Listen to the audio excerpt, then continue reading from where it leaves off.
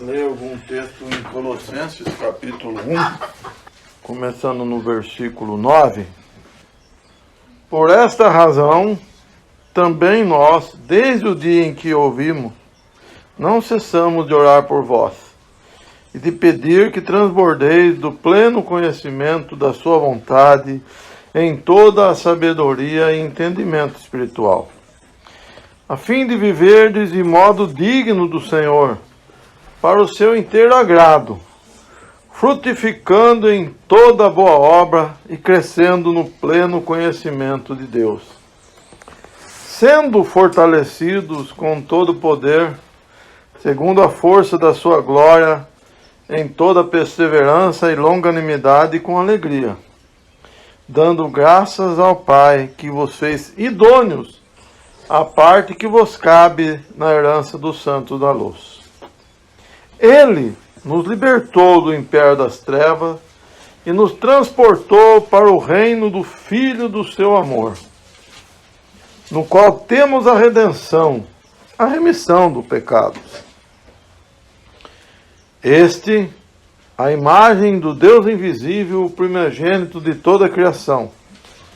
Pois nele foram criadas todas as coisas, nos céus e sobre a terra, as visíveis e as invisíveis, sejam tronos, sejam soberanias, quer principados, quer potestade, tudo foi criado por Deus, por meio dele e para ele.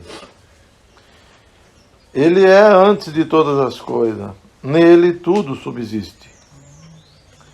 Ele é a cabeça do corpo da igreja, ele é o princípio primogênito de entre os mortos, para em todas as coisas ter a primazia.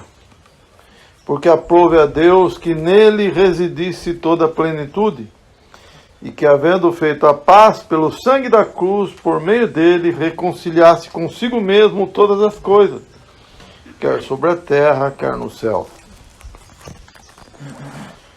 E a vós outros também, que outrora erais estranhos e inimigos do entendimento pelas vossas obras malignas, agora, porém, vos reconciliou no corpo da sua carne, para apresentar-vos perante ele santos, inculpáveis e irrepreensíveis, se é que permaneceis na fé, alicerçados e firmes, não vos deixando afastar da esperança do evangelho que ouviste e que foi pregado a toda a criatura debaixo do céu, e do qual eu, Paulo, me tornei servidor ou ministro.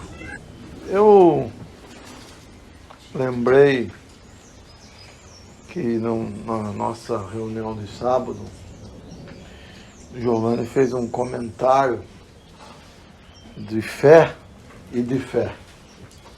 E aqui nós temos um tipo dessa fé, que, versículo 23, se é que permaneceis na fé. Essa fé é um tipo de vida.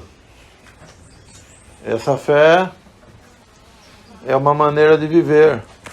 É um consenso, é uma forma, é um formato. E no versículo 13, diz assim: ele nos libertou do império das trevas e nos transportou para o reino do Filho do seu amor. Depois ele descreve aqui quem é o Senhor Jesus, tudo que o Senhor Jesus fez, nos inseriu nesse corpo único. E aí o que eu queria propor para os irmãos é que tudo isso aqui tem um propósito. E o propósito disso está no versículo 10. A fim de viverdes de modo digno do Senhor, para o seu inteiro agrado, primeiramente, frutificando em toda boa obra. Segundo, crescendo no pleno conhecimento de Deus. Terceiro, sendo fortalecidos com o poder, segundo a força da sua glória, em toda perseverança, longanimidade, com alegria. E em quarto, final do versículo 12, a parte que vos cabe na herança dos santos na luz.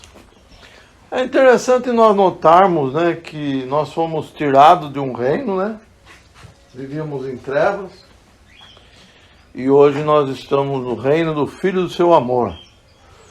Ou, usando outras palavras, no contexto, igreja.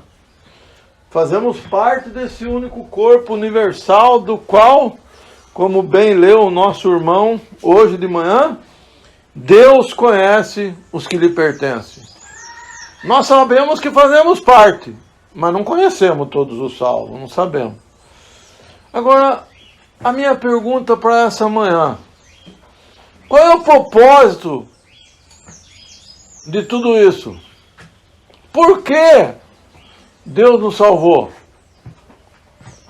Por que Paulo questiona aqui se é que permaneceis na fé? Por que? A fim de viverdes de modo digno do Senhor. Isso me faz pensar, irmãos, que é possível que não andemos de modo digno. Que é possível que não permanecemos nessa fé. Não está relacionado à salvação. A obra do Senhor Jesus é perfeita. Mas a questão é, por que eu e você fomos transportados do reino das trevas para o reino do Filho do seu amor? Qual é o propósito disso, irmão? Por quê? É uma pergunta que nós temos que nos fazer. Por que Deus aprova em Cristo Jesus, que é, segundo o que lemos aqui, Ele, Criador de todas as coisas. Está escrito isso aqui, ó, no versículo. Ele é o Deus invisível, primogênito de toda a criação. Ele fez tudo por Ele, para Ele. E por que Ele? Por que aprove a Ele chamar a cada um de nós? Qual é o propósito? Por que Ele fez isso? Por que eu e você fomos tirados do reino das trevas? Por quê? Aonde, irmãos, nós nos encontramos? Aonde Deus quer nos levar? Por que Ele preparou tudo isso? Simplesmente porque nós somos melhor do que outros? Não pode ser. Porque nós somos merecedores? Também não pode ser. Mas então tem que haver um motivo, um gozo, uma alegria e um prazer. É porque, irmãos, Ele queria ter uma família. Deus, em Cristo Jesus, queria ter muitos filhos. Deus chamou o Senhor Jesus como o primogênito, o primeiro, aquele que foi glorificado nos céus. E uma das palestras do acampamento nós ouvimos de um irmão de que uma das nossas esperanças, se não a maior, é que um dia seremos glorificados com Ele. A proposta de Deus para mim e para você, desculpe a palavra que eu vou usar, irmãos, não vamos nos escandalizar, é que nós sejamos como Jesus pequenininho, Jesusinho. Ele quer nos ver como aquele que imita, aquele que faz segundo o Senhor Jesus fazia. Viverdes de modo digno do Senhor, para o seu inteiro agrado, frutificando em toda boa obra, crescendo no pleno conhecimento de Deus, sendo fortalecido com todo o poder, segundo a força da sua glória. Essa aqui é a pessoa do Senhor Jesus, irmãos. Isso aqui é o Senhor Jesus que está inserido aqui. Quem é que vivia de modo digno? O Senhor Jesus.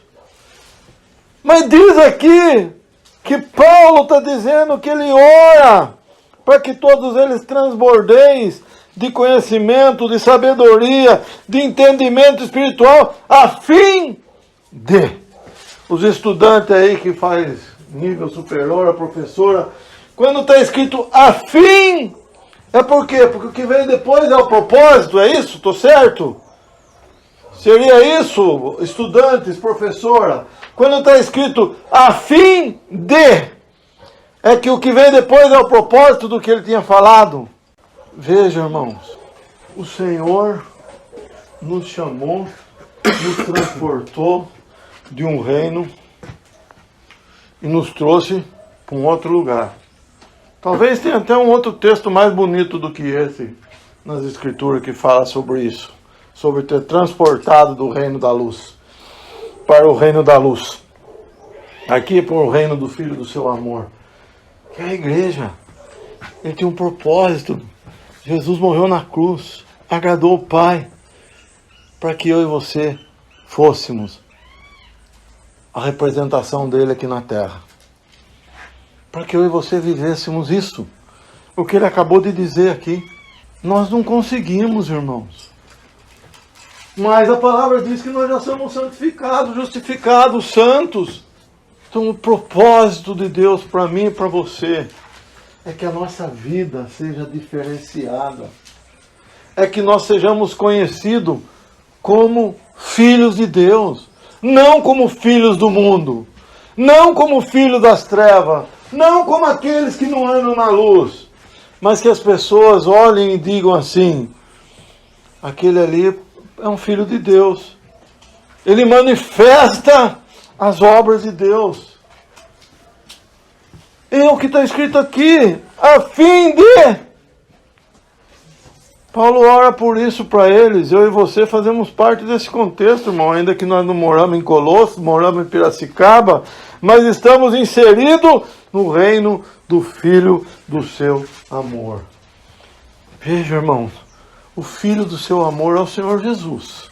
O reino dele, nós fomos inseridos nesse reino. Mas para um propósito. Para que realmente façamos essa diferença. Porque o Senhor Jesus, quando viveu na terra, fez a diferença. E aí Ele nos deixou o Espírito Santo para nos capacitar a ser capaz de fazer essa diferença. Podemos errar, podemos tropeçar, mas precisamos entender, irmãos, que nós temos um chamado. Nós temos um chamado, não é um chamado para seguir uma religião, não é um chamado para ser um religioso, não é um chamado para ser melhor do que ninguém, mas é um chamado para sermos semelhantes, imitadores, termos a forma, a maneira de viver, o caráter do Senhor Jesus. Ele é o nosso exemplo maior. Nós não fomos chamados para ir morrer na cruz. Ele já fez isso. Mas nós fomos chamados para repartir esse amor aos homens. Nós fomos chamados para viver esse reino em nossas vidas, irmão. Porque nós sabemos, irmão, que o Senhor Jesus não é o rei sobre a terra. Os homens rejeitam ele. Ninguém quer o Senhor Jesus. Hipocritamente, todo mundo fala que gosta do Senhor Jesus. Hipocritamente. Mas fazer as coisas que ele fez, se entregar a Deus e confessar os seus pecados e dizer: eu sou incapaz de me salvar, eu preciso de um Salvador, muda um pouco a conversa.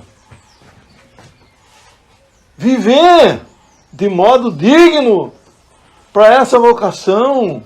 Eu estava pensando nisso. Qual é o propósito da nossa vida, irmãos? Qual é o propósito? Estudar, me formar, ter uma boa casa, tudo isso eu já consigo, já tem. A maioria de nós aqui. Mas não pode ser esse o propósito. Por quê? Porque a palavra diz que nós estamos aqui para sermos semelhante a Ele. O mundo só pode conhecer o Senhor Jesus através daquilo que a palavra de Deus mostra. E quem vai mostrar para eles, diz lá em Romanos, esse dia minha esposa perguntou para mim, como que está escrito naquele versículo lá em Romanos 10, versículo 9, vamos ler. Romanos 10, versículo 9. Irmãos, quem?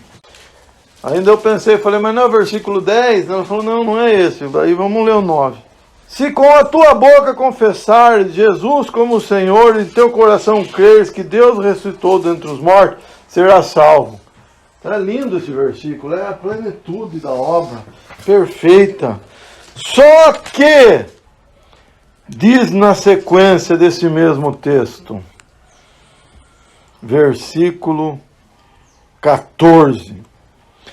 Como, porém, invocarão aquele em quem não creram? E como crerão naquele de quem nada ouviram? E como ouvirão, se não há quem fale? Como ouvirão, perdão, não é ouvirão, é como ouvirão. E como ouvirão, se não há quem pregue ou quem fale? E como pregarão, se não forem enviados? Como está escrito, quão formosos são os pés do que anunciam coisas novas. Ou boas novas. Eu e você, irmãos. É eu e você. Transportado do reino das trevas para o reino do Filho do seu amor. Muito prazer, sou um filho de Deus, fui chamado para compartilhar da palavra. Acabamos de descobrir isso, irmãos. Fomos chamados para apresentar o Senhor Jesus aos homens. Os anjos não podem fazer isso. Eu e você podemos. Devemos. Somos inseridos num reino do qual eu e você somos chamados a compartilhar. Nós estamos vivendo um momento no nosso país onde tem os nacionalistas e os não nacionalistas. E os nacionalistas defendem com unha e dente. E às vezes eu tenho vergonha porque eu não defendo o evangelho como eles defendem o Brasil. Que é a terra deles, que é a nossa terra. Não estou dizendo que não é para defender. Só que eu estou dizendo que às vezes eu, não sei vocês, tenho vergonha porque eu não vivo o evangelho, eu não apresento o evangelho, eu não defendo o evangelho como esses homens defendem aqueles que eles seguem, seja direita ou seja esquerda. Eles dão a vida para defender o que eles acreditam. Eles dão a vida para defender um homem que um chama de mentiroso e para defender um homem que outros chamam, não, esse é o certo. E eu e você, irmãos, precisamos pensar se realmente nós temos no nosso coração essa responsabilidade que está em Romanos. Eu e você, em tempo e fora de tempo, Paulo falou para Timóteo. Quando eu estou na minha casa, quando tem visita, quando eu vou na visita. Esses dias, uma pessoa me convidou para ir na casa dela. O propósito dela era que eu fosse lá porque ela é nacionalista, ela queria defender o ponto de vista dela. Eu e minha esposa acabamos não indo. Mas, irmãos, quantas vezes nós convidamos alguém para vir na nossa casa para que eles conheçam Jesus que está na nossa vida? Às vezes eu fico me perguntando, Senhor, antigamente eu era muito mais pregador, antigamente eu vivia com muito mais intensidade. Eu olho para trás, quando eu era recém-casado, nossa, eu e minha esposa convidávamos pessoas, vínhamos na casa das pessoas, falava do evangelho, estudava a Bíblia junto. Não mudou, irmão. Talvez a minha intensidade e a dela, os compromissos, filhos, a atenção, fez que a gente perdesse um pouco. Vocês não imaginam a felicidade que é para mim, sábado à noite, eu ver todos esses jovens com alguns amigos estudando a palavra. Minha esposa fala que eu estou ficando velho. Qualquer coisa eu começo a chorar. Escuto música e começo a chorar. Irmãos, o Senhor Jesus morreu na cruz. E eu e vocês fomos incumbidos de compartilhar isso aos homens. Nós não fomos simplesmente salvos. Só para ser mais um no céu. Não. A palavra de Deus diz que o reino é feito de amor, do Filho dele que morreu, formou um corpo. Mas existe uma responsabilidade a cada um de nós. Cabe a cada um de nós descobrir como apresentar isso. Mas nós somos responsáveis, irmãos, nas nossas vidas, de sermos esses que falam, que dividem, que mostram. Esse dia uma pessoa me falou, né? E ela, sobre o Evangelho, e eu falei para ela, mas eu lembrei de Francisco de Assis. Francisco de Assis diz assim que você tem que viver como cristão e a sua vida tem que evangelizar. E se precisar, use palavras. Eu falei isso para a pessoa. Mas aí depois que a minha esposa falou para mim desse texto de Romanos, eu fiquei me perguntando, mas espera um pouco. Só viver? Mas aqui está dizendo que eu tenho que falar. Aqui está dizendo que como crerão se não há quem pregue. Então não é suficiente. Então essa teoria minha não está certa. Eu preciso encontrar um jeito de viver, sim, mas também de que as pessoas ouçam o Evangelho. Ouçam. Não sei se os irmãos querem tentar ajudar eu a responder as perguntas que está escrito aqui. São tantas. Queria só complementar o raciocínio do irmão no Colossenses 1,12, que aqui diz uma palavra que nos coloca também na situação qual o Senhor quer que estejamos, né? Que Paulo está falando aqui.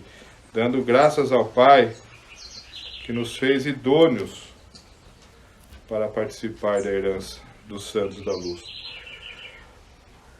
Hoje, irmãos, nós somos idôneos. Antes não éramos idôneos, nós não tínhamos essa vocação, esse chamado. Nós estávamos ainda, como no 13 fala, perdidos, nós estávamos no lado das trevas. Se aqui ele diz no 13 que ele nos tirou daquele lugar e nos transportou para o reino do Filho do seu amor, nós estamos agora inseridos no Senhor. Podemos chamar também da videira, que lá no Evangelho fala. Hoje, através da obra do Senhor, nós somos idôneos. É por isso que o Senhor nos restaurou, né? O Senhor nos colocou hoje em outra situação, em outro patamar, do qual estamos inteirados de tudo isso, dessa herança que nos cabe. E por conta disso, nós temos que fazer valer, nós temos que entender onde estamos hoje, em que lugar estamos. Pois senão, é que o irmão falou, nós somos salvos, mas não compreendemos, de fato, essa posição. O que é ser idôneo? Dependente da nossa fraqueza ainda, dependendo da nossa circunstância ainda daqui carnal, mas o Senhor fez, através da obra dele, cada um de nós, pessoas idôneas.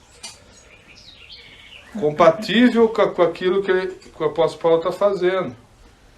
Porque no Senhor, no 14 diz, nós temos a redenção pelo seu sangue, a saber, a remissão dos pecados. Através disso, da nossa decisão de receber o Senhor, Ele nos trouxe para o reino do Filho do seu amor, que é o próprio Senhor. Essa vocação de estarmos idôneos, preparados para a boa obra.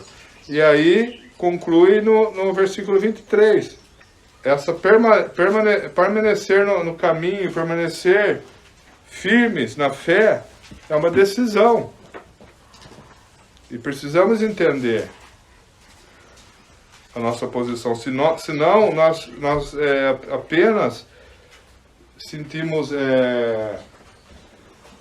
como que se diz, suficiente a salvação, mas nós não cumpriremos a nossa vocação, que é no final do 23, que é não vos moverdes da esperança do Evangelho que tendes ouvido, o qual foi pregado a toda criatura que há debaixo do céu, e do qual eu, Paulo, estou o ministro. Ou seja, nós levarmos a palavra. Aí volta na parte de Romanos. Então, irmãos, é importante nós termos essa visão da nossa posição hoje. Não é apenas receber o Senhor e termos a certeza da salvação. É continuarmos o nosso trabalho, a nossa vocação, o dia a dia, e levar para aqueles que o Senhor nos coloca ao nosso lado. Pessoas do trabalho, pessoas da família, amigos. Como que eles vão ouvir se nós, enquanto nós estamos com eles, nós não falamos do Senhor? Que nós possamos pensar nisso.